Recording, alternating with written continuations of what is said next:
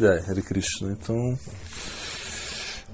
Tripurari Goswami Maharaj, capítulo 4, texto 14, né? É o Bhagavad Gita, né? A tradução dele, né?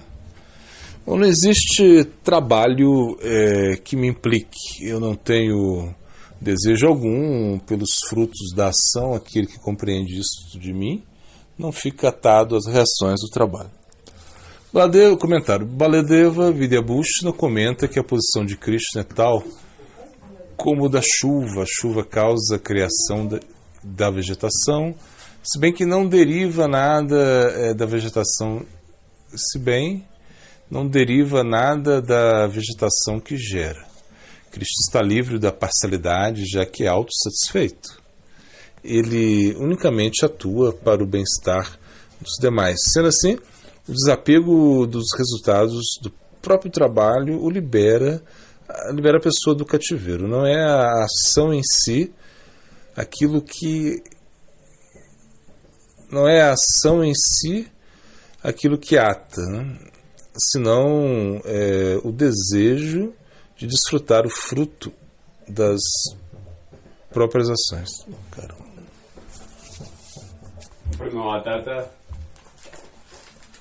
Bom, outro verso é o 15. Sabendo a respeito disso, os antigos buscadores da transcendência também executaram ações. Portanto, você também deve agora atuar como fizeram seus ancestrais. O comentário: os antigos buscadores aos que neste verso faz referência são Vivasvan, Manu e Ikshvaku. Todos eles são mencionados no primeiro verso deste capítulo. Krishna implora a Arjuna que siga o exemplo deles. Aqui Krishna diz: conhecer significa atuar. Se o coração da pessoa não é puro, ele deveria executar ações com desapego. E se o coração da pessoa é puro, ele deveria atuar para dar um exemplo aos demais. Logo em seguida, o que já não precisa. 16. Inclusive as pessoas instruídas se confundem em relação ao que constitui a ação e o que constitui a inação. E logo em seguida eu explicarei a ação, a qual, ao ser compreendida, vai te libertará de todo mal. O comentário: uma pessoa poderia perguntar o que é aquilo tão difícil de entender, a respeito da ação ou da inação, né? Por que isso? O bem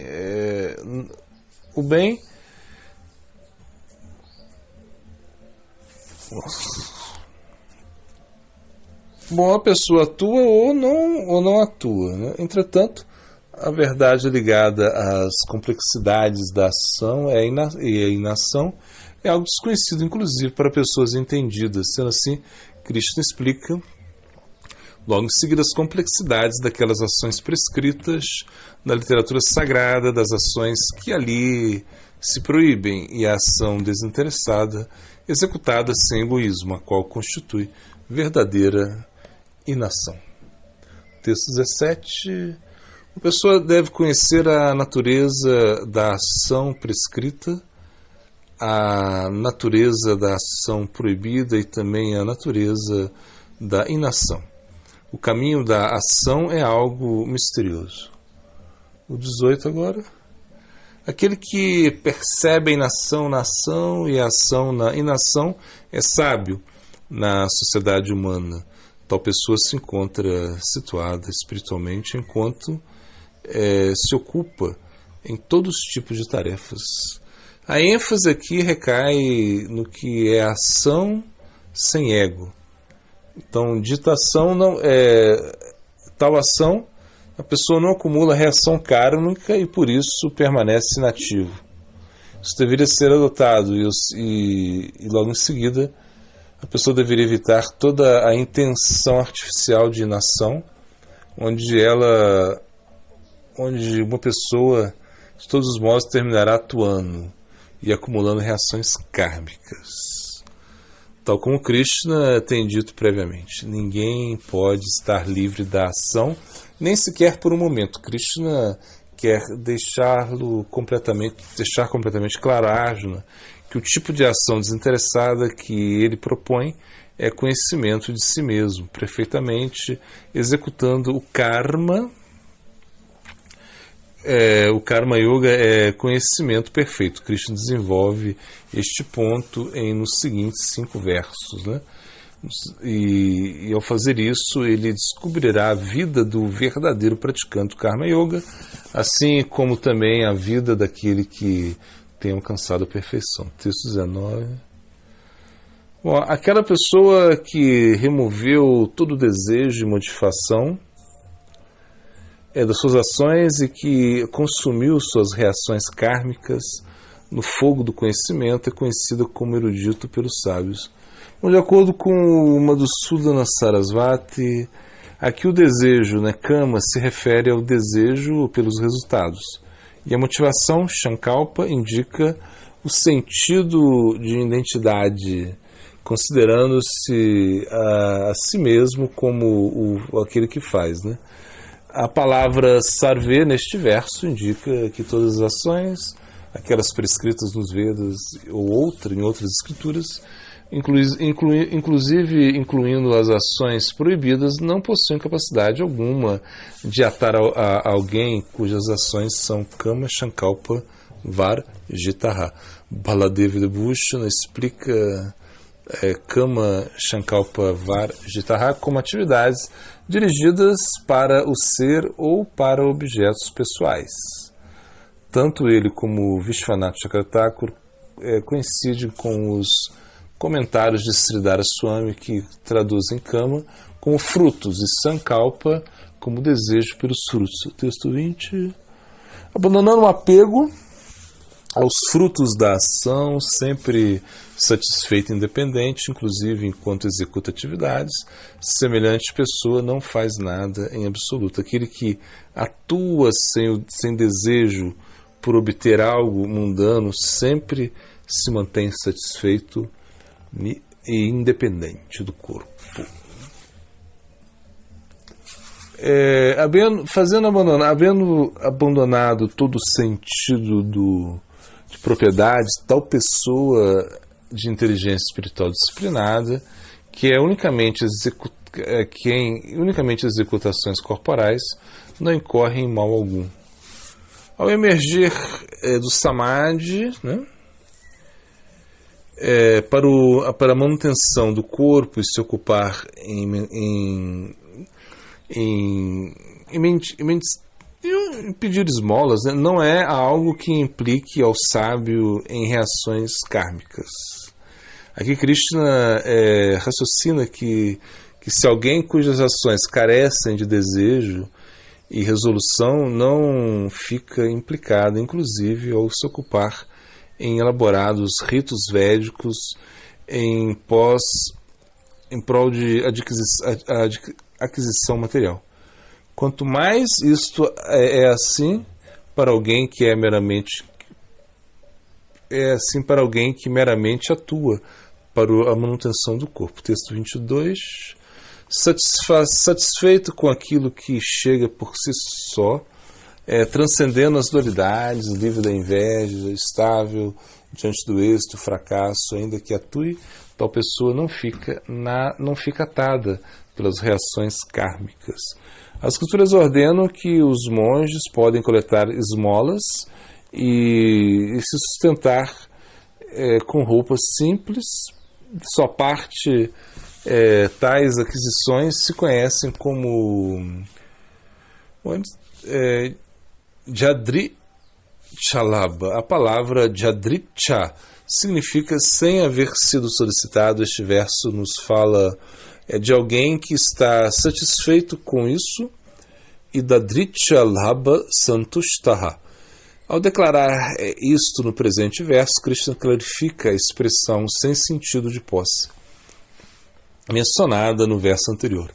Bom, no estudo do Samadhi, a pessoa não tem percepção alguma de dualidades, tais como o calor e o frio. Entretanto, o emerger do Samadhi, a pessoa se torna consciente delas. Neste estado de afloramento, o sábio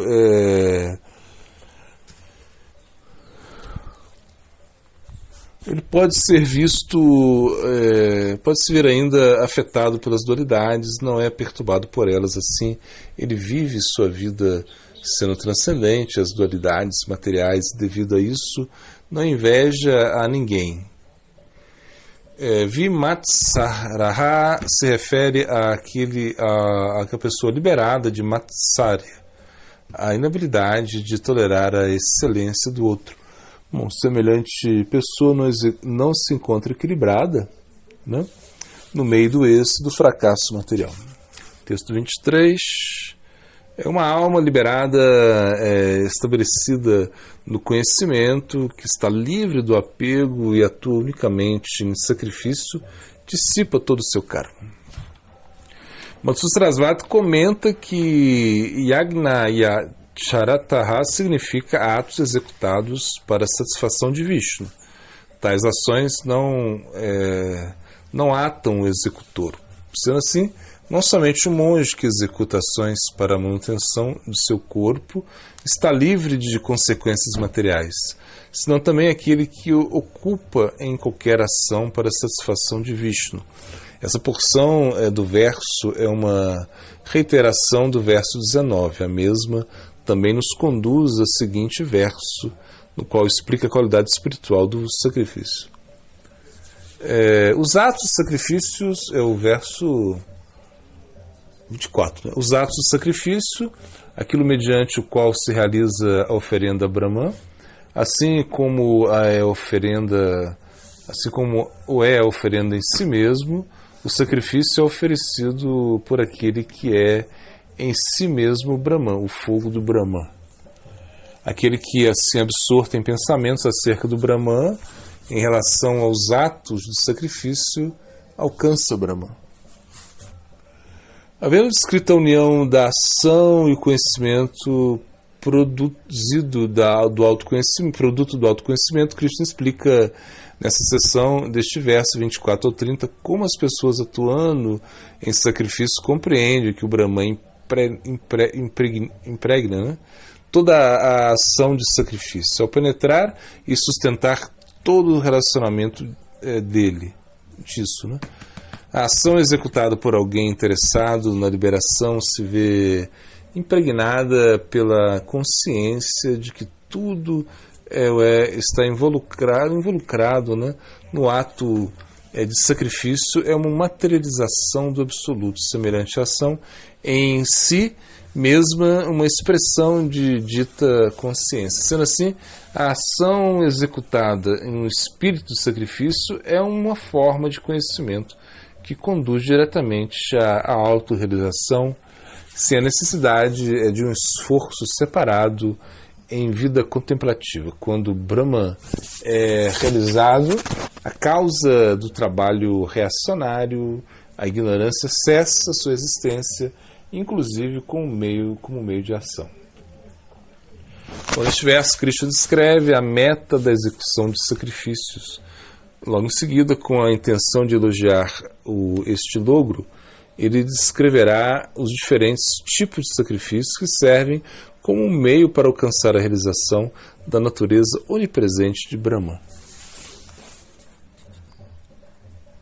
O texto 25. Outros oferecem sacrifícios aos deuses, inclusive outros se oferecem a si mesmo como fogo do Brahman. As primeiras duas linhas deste verso se referem aos Karma Yogis, aqueles que adoram aos deuses através do sacrifício védico. Eles adoram ao Supremo indiretamente. Aqueles que já possuem conhecimento do ser por meio do Karma Yoga são mencionados na segunda metade do verso. Metaforicamente falando, eles se oferecem diretamente ao absoluto, tal como se fosse a manteiga clarificada, sacrificial, usada na adoração dos deuses. O fogo do Brahman mencionado neste verso é aquele mesmo mencionado nos versos 19 e 37, o fogo da sabedoria transcendental. Baladev Bhushana interpreta que tanto este verso quanto todos os demais versos da seguinte seção se referem a Karma Yoga, sendo que no fundo tais versos apontam a busca da realização espiritual. Eles devem ser considerados com como formas de conhecimento. Já, Hare Krishna continuando. Siddhanta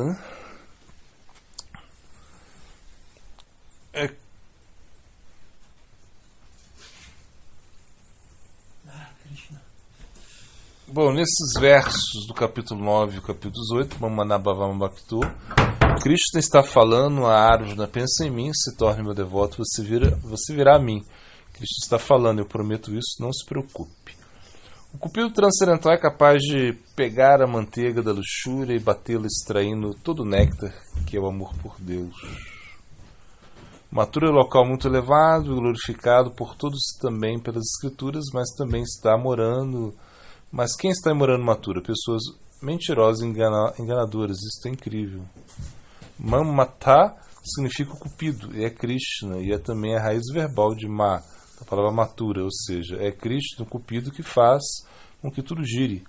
Mathura pode ser entendido como Ma, aquilo que pelo qual é agitado, pelo qual todos os universos são agitados, que é o Brahman Gyana, conhecimento espiritual. Às vezes as escrituras vão falar de forma indireta, como o Bhagavad Gita às vezes. Já o Bhagavatam fala de forma direta, ou de forma indireta, ou de forma indireta.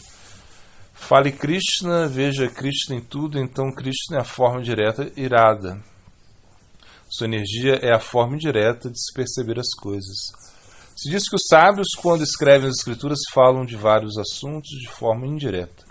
Krishna também fez isso no Bhagavad Gita, quando ele fala de Karma Yoga, Jnana Yoga e modos da natureza material. Rupa Goswami e Sanatana Goswami são glorificados como os mais famosos, os mais gloriosos de Mathura, então isso é algo muito grande. Você pode ser um devoto muito glorioso e famoso, isso tudo bem. Mas se você é glorioso e famoso em Mathura, isso é outra coisa. Às vezes se diz que a pregação e Siddhanta não são o mesmo. Então, por exemplo, Vasudeva era um kshatriya e no momento das núpcias do casamento de sua irmã, Kansa quis matar Devaki. Vasudeva tentou convencer Kansa através da filosofia, mas foi inútil, então Vasudeva prometeu a Kansa que ia entregar todos os 8 filhos de Devaki para que ele matasse. Então Kansa aceitou, porque Vasudeva era pessoa de muita promessa e sua palavra valia muito. Mas logo depois... o que nós vimos? Que Vasudeva mentiu, ele não entregou o seu último filho e assim não cumpriu sua promessa. Quando a gente vê o Bhagavad Gita, a gente pode pensar: este é um livro de muitos caminhos, porque fala de Jnana Yoga, Niskama Yoga, Karma Yoga, renúncia, Ashtanga, fala de muitas coisas, mas Jiva Goswami diz que a gente não deveria pensar isso, porque o Bhagavad Gita só fala do Bhakti, ele fala dos outros caminhos para enfatizar o Bhakti. Satipura Goswami Maharaj conta que estava ele, Narashinha Maharaj e o Dr. Kapoor, discípulo de Prabhupada, Bhaktisiddhanta, juntos. Em uma certa ocasião, Narashinha Maharaj perguntava para ele que a pregação nem sempre acompanha o Siddhanta, e o Dr. Kapoor disse que também achava o mesmo, que a pregação da Gaudiya Mata muitas vezes não acompanhava o Siddhanta. Jiva Goswami fala que Shraddha não faz parte de Bhakti, mas é uma qualificação de Bhakti. Então você pode praticar Bhakti sem fé, mesmo sendo ignorante, porque Shraddha não faz parte de Bhakti. Então até pessoas ignorantes que são desprovidas de Shraddha podem executar ações de devoção acidentalmente. É somente Shraddha que impele uma pessoa a praticar o Bhakti de uma maneira perfeita e exclusiva. O Bhakti é poderoso e tão potente em si mesmo que não depende de mais nada para entregar seu resultado. Não depende das injunções védicas, como é o caso dos atos do Karma Yoga. Bhakti é como fogo, queima qualquer um que toque, independente da pessoa estar familiarizado ou não com a sua potência ardente. Então, na realidade, o Bhakti não depende de nada externo, é independente e muito potente. Shraddha é indubitavelmente exigido nos caminhos do Jnana e Karma, pois sem Shraddha a pessoa não se aplicará plenamente ao processo internamente ou externamente. No Bhakti, no entanto, Shraddha é a única causa que leva o caminho e, portanto, foi especificamente designado como critério de elegibilidade. O Bhakti é independente e potente em si mesmo, então por que necessita de Shraddha? Primeiramente, se você não tem Shraddha, Fé, você não vai ter ímpeto para praticar o Bhakti e se tornar livre de ofensas e impurezas do coração. Então você tem que ter fé nisso. Outra coisa é que mesmo se uma pessoa pratica o Bhakti, se ela não tem fé, não conseguirá ser exclusiva no caminho do Bhakti. Por isso é importante Shraddha para praticar o Bhakti. Jiva Goswami vai dizer que se refugiar em Bhagavan, Sharanagata é o sintoma prático e inconfundível de que Shraddha existe verdadeiramente dentro do indivíduo. Se você tem Shraddha, você sempre será simples e não vai ter desejo de nome e fama. Texto 11 do Vilasa II, parece, Skanda Purana, aquele que tem tomado a iniciação ao qual destrói todas as misérias, são muito superiores aos ascetas, trabalhadores fritivos, especuladores mentais. Texto 12, segundo Vilasa, o cobre, quando misturado com mercúrio, é transformado em ouro. A pessoa, apesar de não ter apesar de não ser um ouro puro, ela pode ser transformada em Brahmana ou Divya simplesmente pelo processo da iniciação. 52 o verso, Naham Veti Shukovete, 99 Harenama, 79 Shavasidam Sarvam, o versinho estudado, Krishna Mantra, o Maha Mantra, Hare Krishna, Japa, canta, Sada, sempre. Ei, este mantra é hino, né? Mantra, hino, sara, essência de todo conhecimento védico. Filosofando, a vida está sempre mudando, mas a morte é a única coisa que não muda. O único lugar onde não há mudança é o crematório ou o cemitério. Bom, aí tá. Agora o glossário é Maiko, que significa mundo ilusório.